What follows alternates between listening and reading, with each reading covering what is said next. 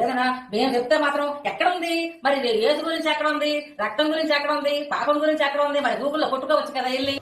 భవిష్య పురాణం, అది భవిష్య పురాణం పైన ఉంది చూడండి, పేరు భవిష్య మహాపురాణం అని. అందులో లోపల పేజీ చూడండి జాగ్రత్తగా, ఆ పైన చూడండి. శాలివాహనుడు యేసు ప్రభు అనే మాటలు ఉన్నాయి.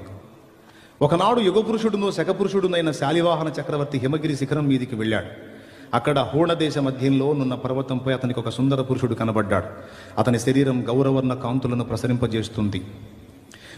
ఏమండి, అతన్ని చూడగానే అప్రయత్నంగా కలిగిన ప్రసన్న భావంతో చక్రవర్తి అడిగాడు, మహానుభావ మీరెవరు అని.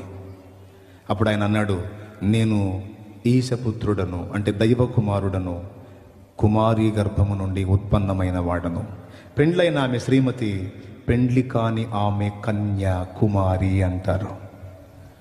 కుమారి గర్భము నుండి ఉత్పన్నమైన వాడను, నేను మ్లేచ్ఛ ధర్మ ప్రచారకుడను, సత్యవ్రతమందు స్థితుడను అని యేసు తను గూర్చి తాను చెప్పుకున్నాడని శాలివాహనుడు సాక్ష్యం ఇచ్చినట్టు భవిష్య పురాణంలో ఉంది. అసలు మా హైందవ సాహిత్యంలో మీ యేసు గురించి ఎందుకు ఉంటుందండి బాబో, మీదేదో మీరు చెప్పుకుంటారు నాయన అని చెప్పని మొత్తుకుంటున్నారు.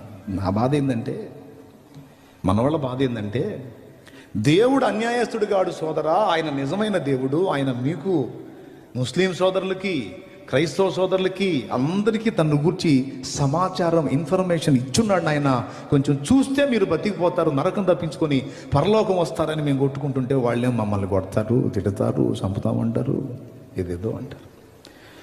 ఏమైనా సచ్చినా సరే సత్యం చెప్పే సత్తం. మీరే విన్నారు కదా